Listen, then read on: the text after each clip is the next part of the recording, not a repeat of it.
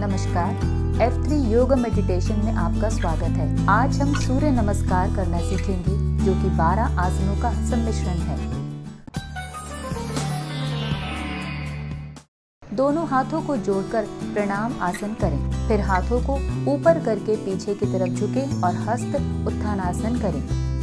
अब पदस्थ आसन करें। सांस छोड़ते हुए आगे की तरफ झुकें। फिर दोनों घुटनों को मोड़ते हुए हथेली को चटाई तक ले जाएं। अब दोनों हाथों को घुटनों से नीचे और टांगों के पीछे ले जाएं। सर को घुटनों की तरफ लाएं। अब अश्व संचालन आसन करें। इसमें आप अपने दाएं पैर को पीछे की तरफ ले जाएं। घुटनों को चटाई पर टिकाएं और पंजों को जितना हो सके खींचें। अब हाथों को दबाते हुए ऊपर की तरफ देखें।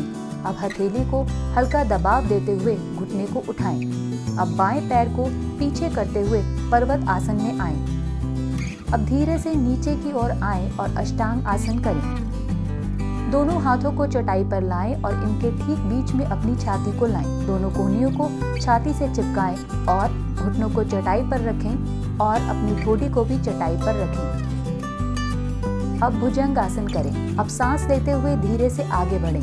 हथेलियां अपनी जगह पर रखें और ऊपर की तरफ देखें। अब दोबारा से पर्वत आसन करें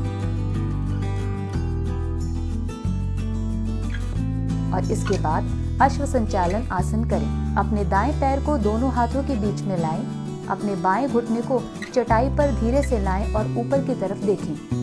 अपनी हथेलियों को चटाई पर रखें। अब बाएं पंजे को मोड़ते हुए घुटने को उठाएं। एक बड़ा कदम बढ़ाते हुए उसे आगे ले आएं। दोनों हथेलियों को वापस से घुटने और पैर के बीच में ले आएं। अपने सर को घुटनों की तरफ लाएं और पद हस्तासन करें। हाथ और रीढ़ की हड्डी को सीधा रखें और धीरे धीरे सामने देखते हुए ऊपर आएं। दोनों हाथों को ऊपर करके पीछे की तरफ जाएं और हस्त उत्थानासन करें।